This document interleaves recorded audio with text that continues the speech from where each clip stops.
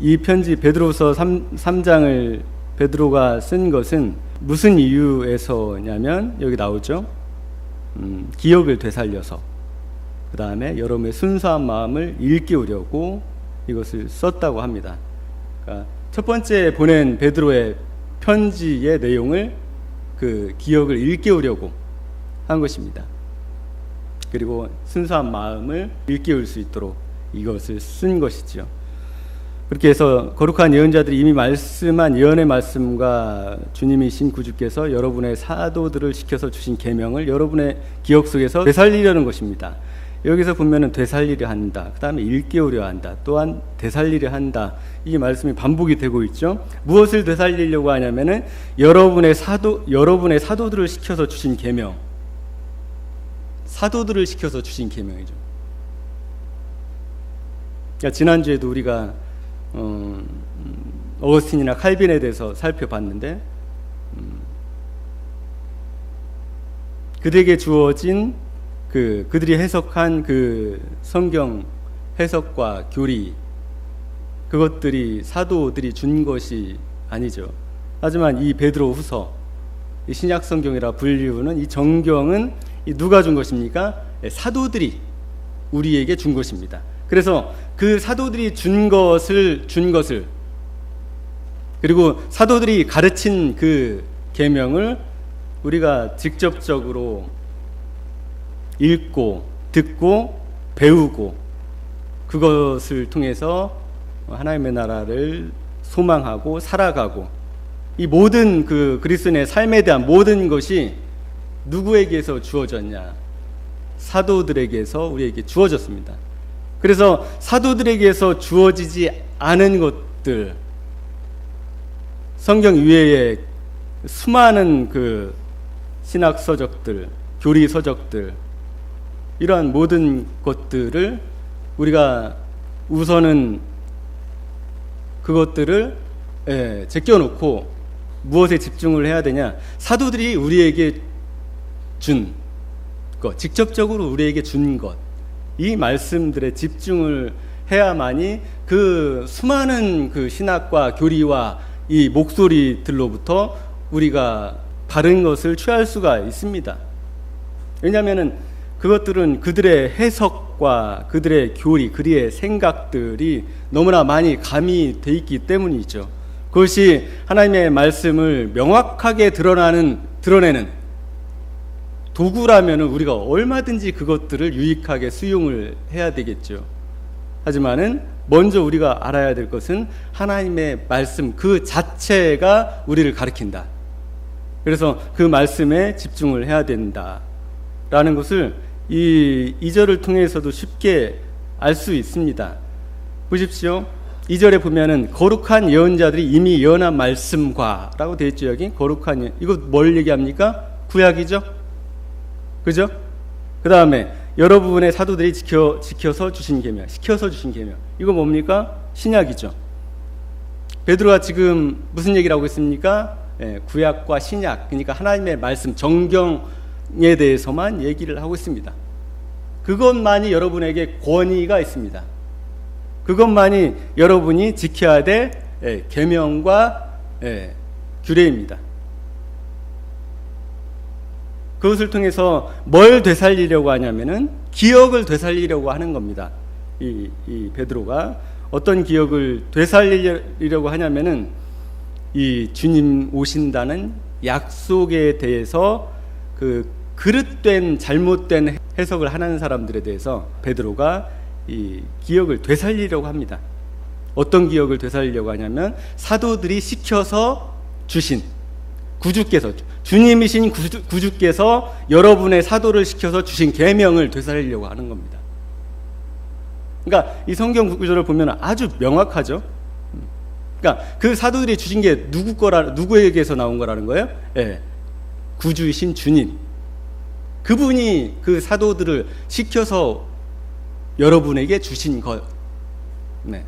그렇기 때문에 권위가 있는 것이죠.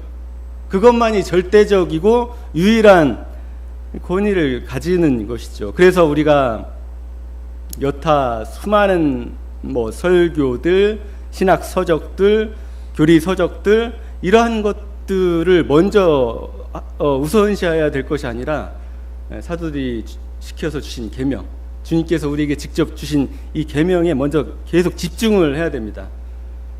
그러지 않고 한눈을 팔게 되면은 그런 우리가 주님께서 우리에게 주신 그 계명들 그리고 말씀들의 깊고 그리고 우리에게 유익한 것들에 대해서 우리가 취할 수가 없는 것이죠.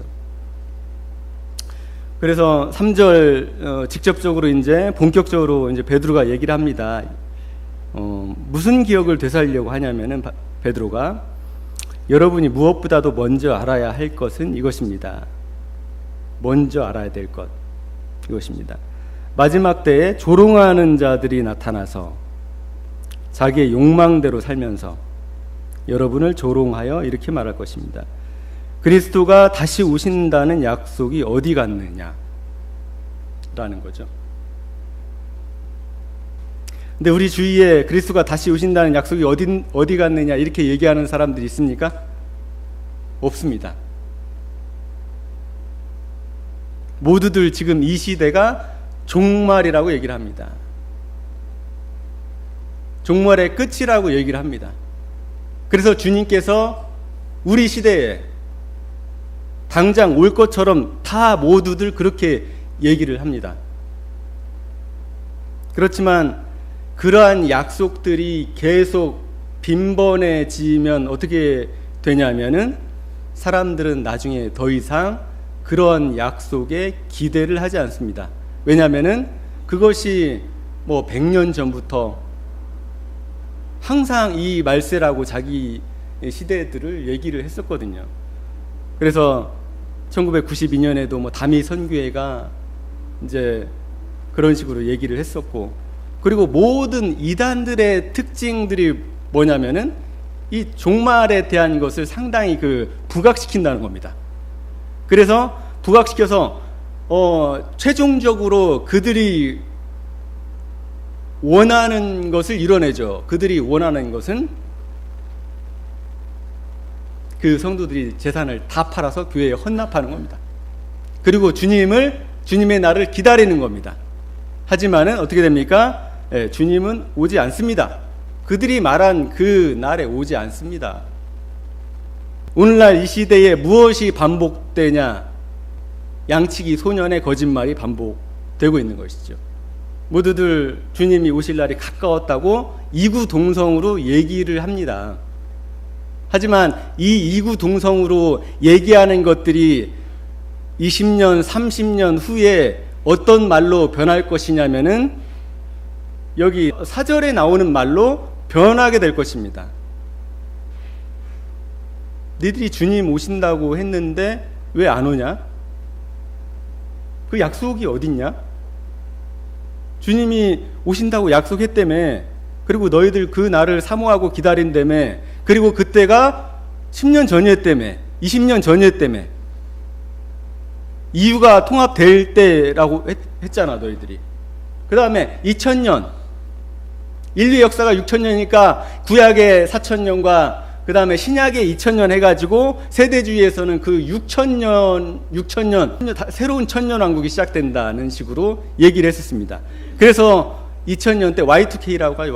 Y2K 사건 때 이 세대주의를 극단적으로 믿는 사람들은 라면을 엄청나게 사재기했었습니다. 왜냐? Y2K로 이제 핵폭탄이 뭐 자기가 마음대로 쏘아지고 이 세상이 난리가 나서 그야말로 대환란이 올 것이다, 이런 식으로 생각을 했던 것이죠. 하지만 아무 일도 일어나지 않았습니다. 그러니까 오늘날 이 시대에 우리가 염려하고 걱정해야 될 것이 무엇이냐? 주님이 속히 오실 것에 대한 걱정이 아닙니다. 그 반대인 거죠. 주님께서는 우리가 생각하는 것보다 훨씬 더디 오실 수 있다는 것이죠. 그리고 주님의 오심은 그 인류 역사의 마지막 한 장면이지 않습니까? 그래서 인류 역사 가운데 마지막에 살아가는 사람만 경험할 수 있습니다. 그것들이 바로 우리가 원하는 거잖아요. 그잖아요. 우리가 살아있는데 지금 주님이 오셔서 우리가 죽음을 보지 않고 살아서 주님을 좀 뵀으면 좋겠다는 이 마음들이 누구나 다 있죠. 왜냐하면 그 안에는 약간의 죽음에 대한 공포가 있습니다. 부활에 대한 소망보다는 죽음에 대한 약간의 공포가 있습니다. 하지만은 어떤 시대가 올 것이냐면 그리스도가 다시 오신다는 약속이 어딨느냐라는 시대가 올 것입니다. 더 이상 사람들은 예수님이 오신다는, 예수님이 오실 때가 너무나 급하다, 저 이스라엘을 봐라, 이스라엘 성전 재건을 하려고 하고 있다, 여러 가지 과학적인 이유들도 많이 들기도 합니다. 그러니까 확실한 것은 이겁니다. 처음 믿을 때보다 주의 날이 우리에게 더 가까이 온 것은 맞습니다. 그리고 주님께서 돌아가시고 난 이후에 계속 지금 2000년이라는 시간이 지났기 때문에 주의 날이 더 임박한 것은 맞습니다. 하지만 이 주님의 날에 대한 잘못된 이 희망, 잘못된 해석, 이것들은 무엇을 파괴하느냐? 우리 신앙을 파괴합니다. 우리 신앙을 정상적인 삶으로 주님께 인도하지 않습니다. 그래서 많은 잘못된 왜곡된 이 종말론을 가진 사람들의 삶이 뒤틀어집니다. 그래서 명동 이런 데 가보면은 666 피켓 시위를 들고 있죠? 그것을 왜 들고 있습니까? 그 사람에게는 그걸 들고서 많은 사람들에게 이 666에 대해서 알려주는 것이 아주 주님께서 주신 사명이라고 생각을 하는 겁니다. 그러니까 오늘날 그 유튜브에도 보면은 주님의 오실 때가 너무나 가까워 와 있다. 특별히 최근에는 무엇이 부각되고 있냐면은 유대인들의 성전이 재건될 것에 대한 이것이 너무나 부각이 되어 있습니다. 근데 성경 어디에서도 유대인의 성전이 재건되면 그때부터 종말이 시작되고 7년 대환란이 시작된다고 얘기를 하지 않고 있다는 것이죠. 근데 마치 성전이 재건되면 이제 유대인들의 성전이 재건되고 희생제사가 이제 시작되면 마치 7년 대환란이 바로 즉시 시작될 것처럼 잘못 이야기를 하고 있다는 것이죠. 근데 성경 어디에서도 그런 내용이 없습니다. 근데 일반인들이 그 얘기를 들으면은 그럴듯하거든요. 하지만은 그 안에 트릭이 있다는 거죠. 성전이 재건될 것입니다. 그 다음에 그 제사가 유대인들이 원했던 2000년 동안 희망했던 제사가 이루어질 것입니다. 하지만 그것 자체가 종말의 한 징조의 단서는 될 수 있지만, 작은 단서는 될 수 있지만은 그것이 모든 종말의 해답인 양, 그리고 종말의 시작인 양 얘기를 하는 것은 지극히 위험한 생각입니다. 그래서 우리가 듣게 될 소리는 이 얘기를 듣게 될 것입니다. 그리스도가 다시 오신다는 약속은 어디 갔냐? 어딨냐? 어디 있는지 몰라서 이들이 물어봅니까? 성경에 있잖아요. 있는데 왜 물어봅니까? 그게 안 지켜진다는 거죠. 안 지켜진다는 거. 2000년이 지났는데 우리가 1992년에 제가 2020년까지 살리라고는 생각도 안 했습니다. 그 안에 주님이 분명히 오실 거라 생각했습니다. 지금도 많은 사람들이 2050년 안에 우리 세대에 주님이 오실 거라고 거의 확신을 하고 있습니다. 하지만은 그러한 확신은 근거가 없는 겁니다. 무엇이 확실하냐? 우리의 삶의 종말. 우리의 삶의 종말은 정해져 있죠. 우리가 200살까지는 살지 않을 거 아니에요. 우리의 삶의 종말이 정해져 있죠. 물리적으로.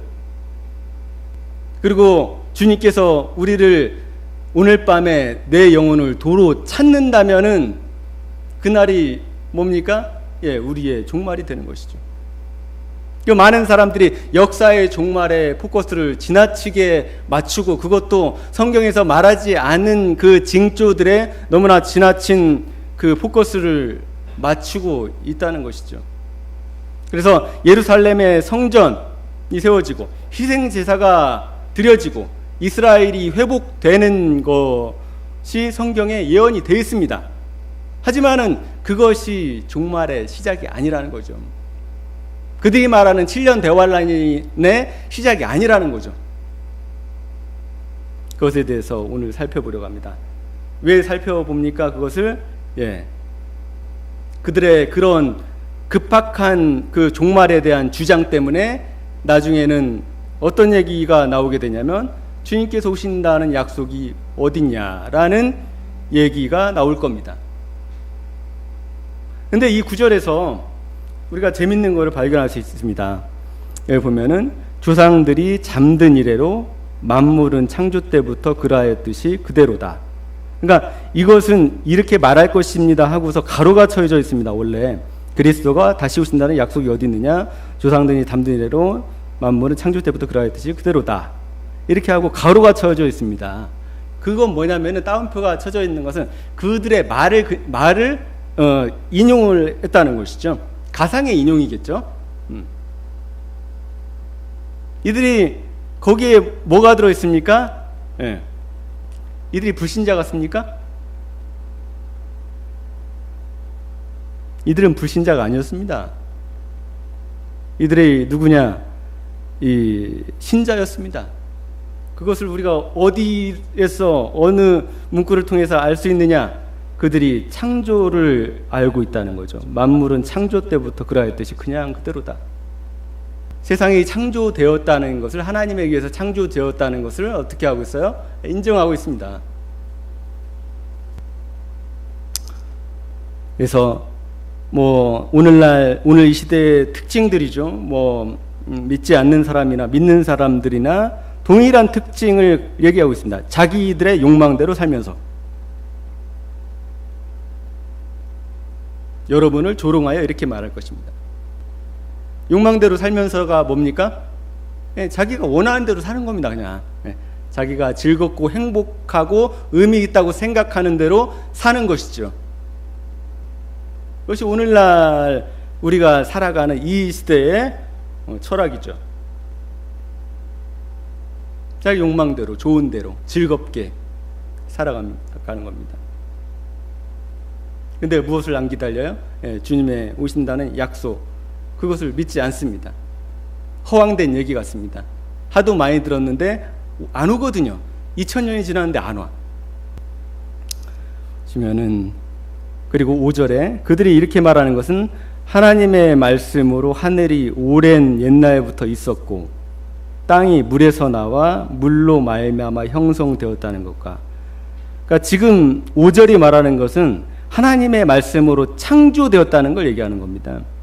하나님의 말씀으로 하늘이 오랜 옛날부터 있었고 땅이 물에서 나와 물로 말미암아 형성되었다는 것과 창조를 얘기하는 겁니다. 그 다음에 6절은 노아 홍수를 얘기하는 겁니다. 또 물로 그때 세계가 홍수에 잠겨 망하여 버렸다는 사실을 그들이 일부러 무시하기 때문입니다. 여기에서 일부러 그냥 무시하는 게 아닙니다. 모르는 게 아닙니다. 뭐 하는 거예요? 무시하는 겁니다. 일부러. 모르는 게 아닙니다. 이들이 주님의 오신다는 약속이 어디 갔느냐라고 따질 정도면은 무엇을 아는 사람이에요? 성경을 많이 아는 사람입니다. 그리고 많이 들은 사람입니다. 그리고 하나님의 창조와 그 다음에 노아 홍수를 통한 인류의 완전한 멸망에 대해서 알고 있는 것이죠. 하지만은 그것들을 일부러 무시한다는 거죠. 그렇지만 7절에 보면은 그러나 지금 있는 하늘과 땅도 불사르기 위하여 그 동일한 말씀으로, 그 동일한 말씀이 뭡니까? 5절에 하나님의 말씀으로 하늘이 오래전부터 있었고, 창조죠. 하나님의 말씀으로 하나님께서 말씀으로 천지를 창조하시잖아요. 빛이 있으라 하시매 빛이 있었고, 그 말씀. 근데 베드로가 얘기하는 게 뭡니까?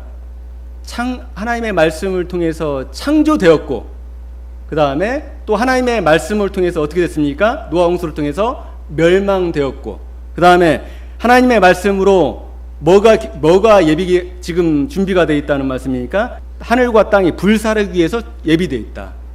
어떤 것이요? 예, 이 지구가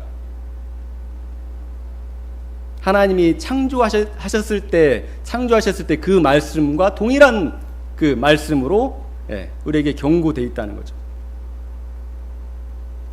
그래서 그 동일한 말씀으로 보존되고 있다.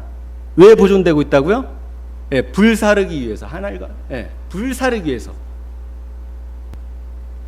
그래서 왜 불을 사르냐면, 하나님께서는 경건치 못한 자들이 심판을 받아 멸망을 당할 날까지 유지됩니다. 이것이 첫 번째로 있었던 사건이 뭡니까? 경건치 못한 자들을 하나님께서 심판하신 첫 번째 사건이 뭡니까?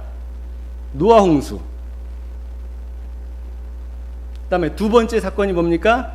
이 종말에 이 하늘과 땅을 불사르는 것이죠, 하나님께서. 그것이 두 번째 심판이라는 거죠. 그런데 이것을 꼭 잊지 말라고 베드로가 우리한테 얘기를 합니다. 이 한 가지만은 잊지 마십시오. 8절에 보면, 사랑하는 여러분, 이 한 가지만은 잊지 마십시오. 주님께서는 하루가 1000년 같고 1000년이 하루 같습니다.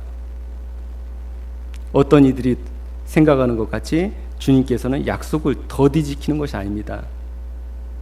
도리어 여러분을 위하여 오래 참으시는 것입니다. 뭐라고요? 오래 참는다는 거예요. 오래 참는다는 거예요. 주님께서 왜 안 오고 계십니까? 오기 싫어서 안 오십니까? 약속을 지키지 못해서 안 오십니까? 그게 아니라는 거죠. 우리를 위해서라는 거죠. 그리고 하나님께서는 아무도 멸망치 않고 모두 회개하는 데 이르기를 바라십니다. 왜 2000년 동안 예수님이 오지 않으셨습니까? 그 당시에 이 사도들은 금방 자기 시대에 바로 주님의 그 마지막 때가 올 줄 알았습니다. 하지만 이 베드로가 2000년이 지날 줄 알았는지 이 얘기를 하죠. 하루가 1000년 같고 1000년이 하루 같다. 우리 인생은 시간 속에 있지만은 하나님은 시간 속에 계신 분이 아니시라는 것이죠. 물론 하나님의 눈은 어디에 집중이 되어 있냐면 이 인생, 이 지구, 이 지구에서 유일하게 생명체가 있는 곳, 그 다음에 하나님의 형상을 창조한 인간들이 있는 곳, 그 인간들을 위해서 만들어 놓은 이 우주 자연 만물들,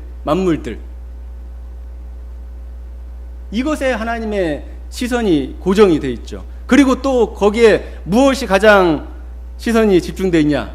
이 진리, 이 복음, 예수 그리스도를 통해서 이루신 그 복음을 많은 사람들이 받고 구원을 이루기를 원하시는 것이죠. 하나님께 회개하기를 원하시는 것이죠. 그래서 이 베드로가 이것을 왜 쓰느냐? 그 약속에 대해서, 이런 다시 오신다는 약속에 대해서 분명히 우리가 어떻게 할 거기 때문에 그렇습니까? 시험을 당할 것이기 때문에 이런 얘기를 지금 이것만은 꼭 잊지 마십시오 하면서 얘기를 하고 있는 겁니다. 주님이 우리 시대에 안 오실 수 있습니다. 누가 우리 시대에 올 수 있다고 얘기를 합니까? 우리 시대에 올 수도 있고 안 오실 수도 있습니다. 그래서 베드로가 본격적으로 이 얘기를 합니다. 왜 지금 1절부터 이것을 경고하는지에 대해서 베드로가 이렇게 얘기를 합니다. 그러나 주님의 날은 도둑같이 올 것입니다. 도둑이 언제 옵니까? 도둑이 언제 옵니까? 밤에 옵니까? 낮에 옵니까? 자기가 원하는 때 옵니다. 도둑은 밤이건 낮이건 자기가 원하는 때 옵니다. 근데 주님이 지금 이 시대에 바로 금방 오실 거야. 우리 세대 오실 거야. 라고 사람들이 수없이 얘기를 합니다. 근데 베드로는 뭐라고 얘기를 하고 있습니까? 주님의 때가 어떻게 온다고요? 도적같이 올 거다.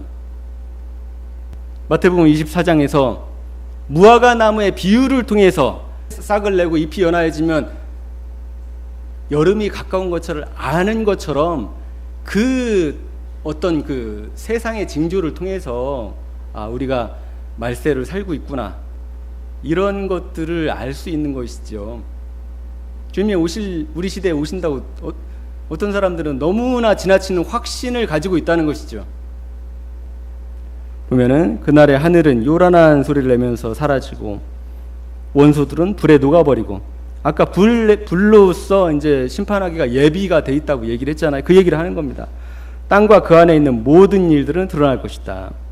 이렇게 모든 것이 녹아버릴 터인데 왜 녹습니까? 불이 이 세상의 모든 것들을 다 녹인다는 거예요. 어떤 사람들이 이걸 뭐 핵으로 생각을 하죠. 핵. 여러분은 어떠한 사람이 되어야겠습니까? 핵이 아니라도 소돔과 고모라는 뭘로 멸망했습니까? 하나님이 뜻하시면은 하늘에서 뭐가 안 내려오겠습니까? 핵보다 더 무서운 유황불들이 그냥 내려올 수 있죠. 번개 맞을 확률이 몇 천만 분의 1이라고 하지 않습니까?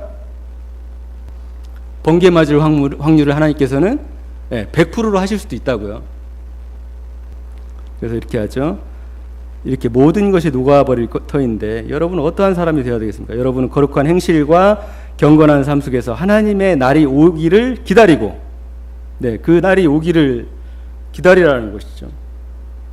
왜 하나님의 날을 기다립니까? 존 버년이 철로 역정에서 쓴 것처럼 이 세상을 장망성이라고 표현했습니다. 장망성. 장망성 뜻이 뭡니까? 장차 망할 성이라는 줄임말이죠. 장차 망할 성, 장차 망할 곳. 하나님의 날이 오기를 기다리고 그날을 앞당기도록 하여야 하지 않겠습니까? 우리가 그날을 앞당길 수 있습니까? 베드로는 그런 식으로 얘기를 하는데, 우리가 경건한 행실과 경건한 삶을 통해서 하나님의 날이 오기를 기다리라고 얘기를 하고 있습니다. 또 얘기하죠. 그날에는 하늘은 불타서 없어지고 원소들은 타서 녹아버릴 것입니다. 이것을 계속 반복해서 얘기를 하죠. 베드로가. 그러나 우리는 주님의 약속을 따라 정의가 깃들여 있는 새 하늘과 새 땅을 기다리고 있습니다. 우리가 뭘 기다리고 있습니까? 베드로가 우리에게 우리의 소망의 확실한 근거를 얘기를 하고 있죠.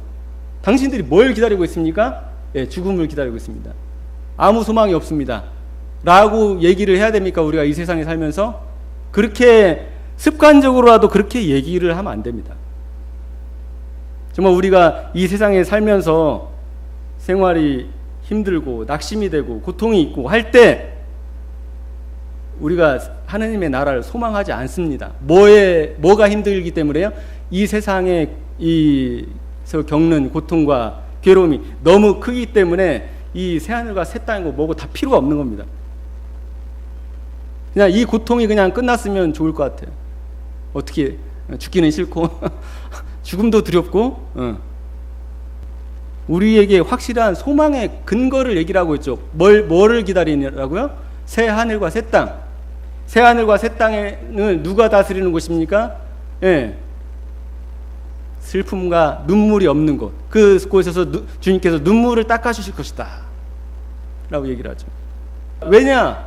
이 세상에서 우리가 슬픔과 괴로움과 눈물로 이 세상에서 살았기 때문에 그 눈물을 닦아주실 거라는 것이죠. 우리는 이 시대에 종교의 핍박도 없이 좋은 시대를 살고 있죠. 우리가 우는 것은 슬픈 드라마를 보면서 우는 게 아마 고작일 겁니다. 우리가 박해를 받고 핍박을 당하고 우리의 신앙 때문에 괴로움을 받고서 우는 것이 아니라, 그래서 우리의 약속의 소망의 근거를 확실히 얘기를 하고 있죠. 새 하늘과 새 땅을 기다리고 있다. 우리가 우리가 이런 말씀들을 읽는 것이 왜 중요합니까? 어디서도 새하늘과 새 땅을 우리에게 소망을 하라고 하는 것이 하나도 없습니다. 근데 이 베드로서 3장 이 13절만 하나님의 말씀만이 유일하게 우리한테 뭘 얘기하고 있습니까? 새하늘과 새 땅을 얘기하고 있다는 것이죠. 영원한 나라와 영원한 삶을 얘기하고 있기 때문에 그런 거죠. 그래서 유일하게 우리가 봐야 될 것, 신학자들의 책에 그것이 있습니까? 그래서 우리가 슬프고 힘들고 괴로운 일이 있을 때 뭐를 봐야 됩니까? 하나님의 말씀을 봐야죠. 우리는 기도하죠. 우리 생활이 천국이 되게 해달라고. 우리에게 아무런 고통과 괴로움이 없게 해달라고. 하지만 이 세상에는 그런 삶이 존재할 수가 없습니다. 그나마 우리가 이 문명화된 이 시대에서 종교의 자유를 가지고 우리가 원하는 것을 하고 이렇게 살고 있습니다. 중세 시대에는 꿈도 꿀 수 없는 그러한 생활을 하고 있는 것이죠. 새하늘과 새 땅을 기다리고 있다. 이렇게 확실한 소망의 근거를 우리에게 얘기를 하고 있습니다. 그래서 베드로가 사랑하는 여러분이 이것을 기다리고 있으니 무엇을 기다리고 있다고요? 주님의 오시는 날을 기다리고 있다. 티도 없고 흠도 없는 사람으로 아무 탈 없이 하나님 앞에 설 수 있도록 힘쓰십시오. 그리고 우리 주님의 오래 참으심이 구원을 위한 것이라고 생각하십시오. 그러니까 우리 주님께서 이 더디 오신다는 것을 무엇으로 생각하라는 거예요? 구원을 위한 것. 이 세상 사람들이 구원받는 것을 위한 것이라고 생각하십시오. 우리가 더 기뻐해야 됩니까? 슬퍼해야 됩니까? 주님 왜 이렇게 안 오시지? 원망해야 됩니까? 그게 아니라는 것이죠. 하나님은 이 세상에 그리스도의 그 속죄의 효력이, 그 복음과 구속의 역사가 더 모든 사람들에게 가기를 원하시는 거라는 거죠. 그래서 기회가 있습니다. 그것은 우리 사랑하는 형제 바울이 자기가 받은 지혜를 따라서 여러분에게 편지한 바와 같습니다. 자기가 받은 지혜라고 표현을 했지만은 어떻게 해석할 수 있습니까? 자기가 받은 계시라고 해석할 수 있죠. 자기가 지혜를 누구한테 받았습니까? 지혜라고 표현하고 있지만 계시 의미가 더 크죠. 계시. 16절에 보면은 바울은 모든 편지에서 이것을 두고 말하였는데 그 가운데는 알기 어려운 것이 덜어 있어서 무식하거나 믿음이 굳세지 못한 사람은 다른 성경을 잘못 해석하듯이 그것을 잘못 해석해서 마침내 스스로 파멸에 이르고 말 것입니다. 지금 주님의 오신다는 약속이 어디 있느냐라고 베드로가 얘기를 하면서 바울의 편지에 알기 어려운 것들이 많다. 그 알기 어려운 것들이 대부분 어떤 내용이냐? 종말에 관한 내용들입니다. 왜냐하면 지금 계속 뭐에 대해서 얘기를 하고 있습니까? 1절부터 주님의 오시는 그 날, 주의 오실 그 날에 대해서 계속 얘기를 하고 있잖아요. 그러니까 이 베드로가 알기 어렵다는 얘기는 그 주님의 오실 마지막 때의 일에 관한 것을 얘기를 하고 있는 것이죠. 그래서 다른 성경을 잘못 해석하듯이 그것을 잘못 해석해서 이것을 저는 어떻게 생각했냐면은 다른 성경은 좀 쉬우니까 이 사람들이 그것을 좀 해석하다가 이것을 잘못 해석했나 보다 이렇게 생각을 했는데 그게 아니라 이 사람들이 다른 성경도 잘못 해석한 것 같아요. 다른 성경도 잘못 해석하고 바울의 것도 잘못 해석을 한 거란. 그 베드로는 심각한 얘기를 합니다. 그것을 잘못 해석해서 뭐가 된다고요? 어떤 사람이 스스로 파멸에 이른다. 파멸에. 그래서 성경의 해석의 중요성, 특별히 예언에 대한 성경 해석의 중요성, 이것이 오늘날 상당히 중요한 상태이죠. 왜 많은 사람들이 20만 명이 넘는 사람들이 신천지로 우르르 갑니까? 계시록을 해석해 주거든요. 그게 틀리던 맞던 그거 상관없습니다. 이 사람들은 생전 처음 들어보는 얘기야, 그게. 그러니까 거기에 너무나 매력적인 거예요. 아무도 설명해 주지 않았던 이 계시록에 대해서 전부 다 명확하게 다 설명을 해 주거든요. 그것이 엉터리건 뭐건 간에. 그래서 사람들이 이 종말과 계시록에 너무나 쉽게 빠집니다. 이 세상의 역사의 종말에 대해서 사람들이 아주 그 민감한 이 안테나를 가지고 있습니다. 그래서 종말에 관한 말씀이라면 2단이건 3단이건 누구 거든 다 들으려고 합니다. 무슨 말 하나. 혹시라도 내가 모르는 게 있으면은 알고 싶기 때문에. 근데 이 주님께서 오신다는 그 예언의 이 말씀에 대해서는 아주 신중해야 된다는 얘기를 하는 거죠, 베드로가. 네, 그걸 잘못 해석하다가는 스스로 파멸에 이른다. 거기에 스스로 걸려 넘어진다. 그리고 자기만 파멸에 이르면 상관없죠. 근데 대부분 이 계시록을 해석한다고 하는 사람들이 어떻게 합니까? 대부분 이단들이에요. 그리고 돈 다 바치라고 하고 어디로 끌고 가요? 예, 뭐 지금 피지로 대피해 가 있는 사람도 있습니다. 대환란을 피해서. 대환란을 피해서 지금 저기 계룡산 꼭대기 뭐 이런 곳에 집 짓고 사는 사람들도 진짜 있어요. 이제 급박하게 이제 이 세상에 대환란이 닥친다고. 뭐를 잘못해서 그렇습니까? 이 바울의 이 서신, 요한의 서신, 이 서신들을 잘못 해석해서 뭐를 스스로 망치고 있냐? 스스로 파멸에 이르고 있는 겁니다. 스스로 파멸에. 그래서 17절에 보면은 베드로가 딱 한 가지 이제 말을 하고 마칩니다. 그러므로 사랑하는 여러분은 이 사실을 미리 알고 불의한 자들의 유혹에 휩쓸려서 자기의 확신을 잃는 일이 없도록 주의하십시오. 왜 이 경고를 할까요? 이 경고는 무엇과 연관이 되어 있냐면 그리스도가 다시 오신다는 약속이 어디 있느냐에 대한 것과 관련이 있습니다. 그렇기 때문에 이 종교 통합 운동과 함께 무엇이 급속하게 퍼질 거냐면 예수가 오신다는 약속이 어디 있느냐. 이 재림에 대한 소망들이 다 이제 10년, 20년 후에는 거의 다 사라질 거라고 저는 생각을 하고 있습니다. 그래서 베드로가 왜 이런 말을 하는지 우리가 이해를 해야 될 필요가 있는 것이죠. 불의한 자들의 유혹에 휩쓸려서 보시면은 불의한 자들의 유혹에 휩쓸려서 자기의 확신을 잃는 일이 없도록 주의하십시오. 어떻게 하라고요? 네. 확신을 잃는 일이 없도록 주의하십시오. 예수님이 오신다는 그 약속 내가 봐도 안 올 것 같아. 이렇게 얘기할 사람들이 많다는 거죠. 2000년 동안 안 오셨는데 그리고 한 2050년 돼봐야 이제 제3성전도 아마 건립이 될 겁니다. 제사도 치러질 것입니다. 그것에 잔뜩 그 재림에 대해서 포커스를 맞췄던 사람들이 뭐라고 할 것 같습니까? 이제 제3성전도 지어지고 유대인이 제사를 지냈는데도 예수님이 안 오시네?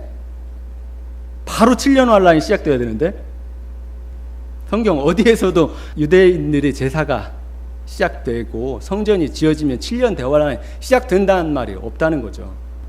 그것은 작은 하나의 징조에 불과한데 이것을 상당히 과대망상증의 환자처럼 너무나 부풀려서 많은 사람들의 이목을 집중시킨다는 거죠.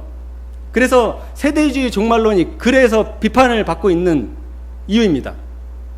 왜냐? 너무나 특정 사건에 지나치게 재림에 대해서 너무나 확 쏠리게 한다. 사람들에 대해서. 그 책임을 누가 집니까? 누가 져요? 그것이 성경에 근거한 것입니까? 자기들은 근거한 것이라고 얘기를 하죠. 하지만 근거가 전혀 없다는 거죠. 그래서 우리가 마지막 시대를 살아가면서 반드시 지켜야 될 것이 무엇이냐? 이 재림의 약속을 붙들어야 됩니다. 시기가 지나면서 이 교회들은 더욱더 타락하고 하나님의 말씀에서 벗어날 겁니다. 에큐메니칼 이 종교 통합 운동은 가열돼서 이 전 세계를 다 지배할 겁니다. 그러면 이제 대부분의 사람들의 생각 속에 예수님은 안 와. 너무나 오랫동안 기다리고 어떤 징조들을 우리가 계속 봐왔지만 안 와. 그런 의심 속에 있을 때 그때 예수님 오십니다. 그때 오신다는 거죠. 그러니까 모두가 예수님을 오신다고 하실 때 예수님이 오시겠습니까? 성경은 그렇게 얘기하고 있지 않다는 거죠. 그래서 우리의 주님이시며 구주이신 예수 그리스도에 대한 지식과 그의 은혜 안에서 자라십시오. 그죠? 이제도 영원한 날까지 영광이 주님께 있기를 빕니다. 이 베드로 3장에서 이것에 대해서 얘기를 하는 겁니다. 이것에 대해서. 이 말세에 아주 중요한 우리에게 중요한 말씀입니다. 예를 들어서 17절에 자기의 확신을 잃어버린 일이 없도록 주의하십시오. 이걸 얘기하고 있지 않습니까? 그 확신을 잃어버리면 어떻게 된다는 겁니까? 어떻게 된다는 거예요? 확신을 잃어버린다는 것 자체가 뭡니까? 성경을 안 믿기 시작했다는 겁니다. 성경에 대한 불신이 내 마음속에 자리 잡기 시작했다는 겁니다. 조상들이 잔 이후에 그대로 여전히 계속 안 오셨잖아. 언제까지 기다려야 되는데 예수님의 오신다는 약속은 거짓말이야. 소설에 불과해. 이것이 뭘 파괴합니까? 이 예수님의 오신다는 약속 자체 하나만을 파괴할 것 같습니까? 아니라는 거죠. 그 마음속에 있는 성경에 대한 모든 것들을 다 무너뜨린다는 거죠. 겉으로는 예수님 재림에 대해서 얘기할 수 있겠죠. 겉으로는 우리 주님 오셔야 되는데 이 자기의 확신을 잃는 일이 없도록 주의하십시오. 누가 주의해야 됩니까? 우리 자신이 주의해야 된다는 거죠. 그거를 잃어버리는 것이 그냥 그 예수님의 재림에 대한 확신 하나에 그치지 않는 것이라고요. 성경에 대한 모든 기반들이 다 흔들리고 예수 그리스도에 대한 약속이 이제는 무의미한 시대가 된다는 것이요. 나에게 그것들을 부르짖는 사람들이 이제 점점 많아질 겁니다. 그리고 예수님의 재림을 얘기하면은 뭐라고 하냐면 이단시하는 시대가 올 겁니다. 아마 이제 또 저 소리야. 이렇게 그것을 우리가 주의해야 됩니다. 다음은 이 예수님이 도적같이 오신다는 말씀, 그리고 주님이 오신다는 그 때에 대해서 성경이 무엇을 얘기하고 있는지 살펴보겠습니다. 성경은 예수님이 도둑같이 오신다고 많은 표현이 돼 있죠. 그리고 그 날과 그 때는 아무도 모른다, 이런 말씀이에요. 마가복음 13장 30절. 그러나 그 날과 그 때는 아무도 모른다. 하늘의 천사들도 모르고 아들도 모르고 오직 아버지만 아신다. 조심하고 깨어 있어라. 왜 조심하고 깨어 있어야 됩니까? 그 날이 언제 올지 모르니까. 그때가 언제인지를 너희가 모르기 때문이다. 주님께서 오시는 그 날들을 우리는 알지 못합니다. 어떤 사람들은 또 이렇게 얘기를 합니다. 그 날과 시만 모르지 언제쯤 오신다는 건 알잖아 우리가. 이렇게 또 얘기를 합니다. 그게 아니라고요. 징조를 통해서 그 어떤 예감은 우리가 할 수 있죠. 그죠?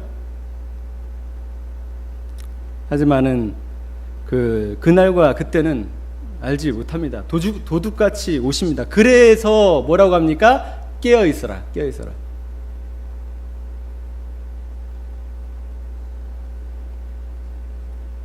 마태복음 24장 41절 보면 그러므로 깨어 있어라. 너희는 너희 주님께서 어느 달에 오실지를 알지 못하기 때문이다. 이유가 뭡니까? 맨날 이제 마태복음, 마가복음 13장도 그렇고 마태복음 24장도 그렇고 이유가 뭐예요? 왜 깨어 있으라고요? 언제 올지 모르니까 깨어 있으라는 거예요. 언제 올지 모르니까. 보세요. 이것을 명심해라. 집 주인이 도둑이 밤 몇 시에 올지 알고 있으면 그는 깨어서 도둑이 집을 뚫고 들어오도록 내버려두지 않았을 것이다.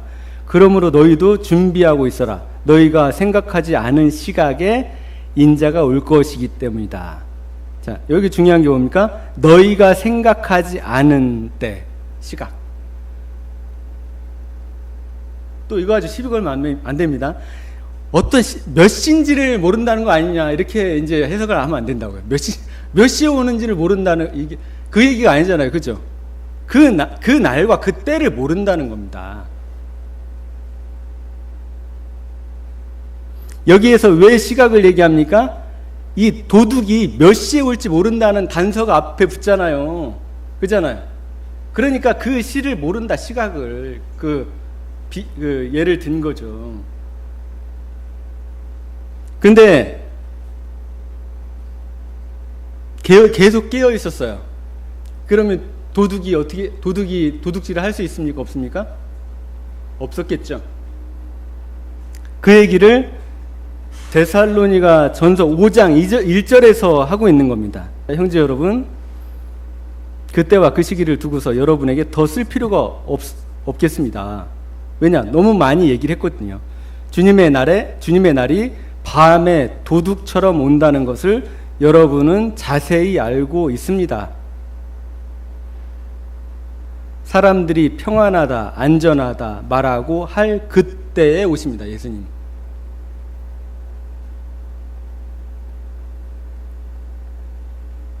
아이를 뵌 여인에게 해산의 고통이 오는 것 같이 갑자기 멸망이 그들에게 닥칠 것이니 그것을 피하지 못할 것입니다. 그러나 여러분 어둠에 있지 아니하고 그 날에 아니하므로 그 날이 여러분에게 도둑같이 덮치지는 않을 것입니다. 이 한 구절 때문에 사람들이 어떻게 생각을 하냐면 예수님이 오실 때를 우리가 어느 정도 알 수 있다라고 얘기를 합니다. 예수님이 오실 때를 우리가 알 수 있다는 겁니까? 어떻게 하면 도둑과 같이 그 날이 덮치지 않는다는 말씀이에요? 깨어 있으면.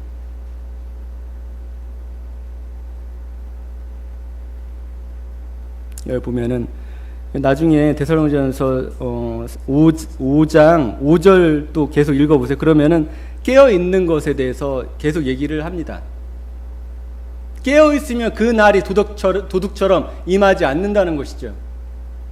하지만 바울이 5장 1절부터 뭐라고 합니까? 그 날이 밤에 도둑처럼 온다는 것을 여러분이 너무나 잘 알고 있다 라고 얘기를 하는 거죠. 그리고 바울이 유일하게 우리에게 주는 힌트는 이것입니다. 데살로니가 후서 2장 3절이요. 여러분에게 어떤 방식으로 속아 넘어가지 마십시오. 그날이 오기 전에 왜 속아 넘어가지 말라고 하냐면은 예수님이 어느 때 어느 시에 그리고 언제쯤 금방 임하실 거라는 거에 대해서 사람들이 그것에 대해서 너무나 관심이 많기 때문에 속아 넘어가지 말라는 얘기를 하고 있는 겁니다. 그날이 오기 전에 먼저 믿음을 배신하는 일이 있고 배도하는 일이 있고 그 다음에 불법자 곧 멸망의 자식이 나타날 것입니다. 이것을 우리가 적 그리스도라고 합니다. 한 명, 불법자, 멸망의 자식.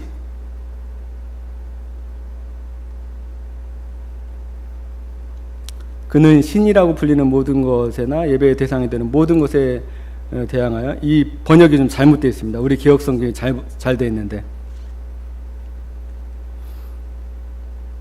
그는 신이라고 불리는 모든 것이나 예배의 대상이 되는 모든 것 위에, 그러니까 모든 것 위에 자기를 가리켜 높이는 자고 자기 하나님의 성전에 앉아서 자기가 하나님이라고 주장할 것입니다. 내가 여러분과 함께 있을 때 이런 일을 여러분에게 거듭 말했다는 것을 기억하지 못한다. 바울은 이것에 대해서 데살로니가 이 성도들한테 수없이 말을 했나 봅니다. 그래서 이 데살로니가 사람들은 우리보다 이 주님의 재림이나 이런 그 예언에 대해서 우리보다 훨씬 많이 알고 있었을 겁니다. 왜냐하면 바울에게 직강을 받았잖아요. 그리고 수없이 반복해서 바울이 이 얘기를 했다는 것이죠. 왜냐하면 그때 이 사람들도 왜 바울이 말합니까? 어떤 방식으로든 속아 넘어가지 마십시오, 여러분. 속지 마라. 얘기를 하죠. 왜냐하면은 그렇게 주장을 하면서 우리가 속기 쉽기 때문에 그런 거죠. 그 다음에 계시록 16장 15절도 이렇게 얘기하죠.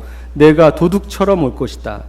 깨어 있어서 자기 옷을 갖추어 입고 벌거벗은 몸으로 돌아다니지 않으며 자기의 부끄러운 데를 남에게 보이지 않는 사람은 복이 있다. 뭐같이 온다고요? 네, 신약 성경에 한결같은 표현, 도둑같이 오신다는. 성경에 복음서부터 계시록까지 한결같은 표현입니다. 예수님이 도적같이 오신다는 표현.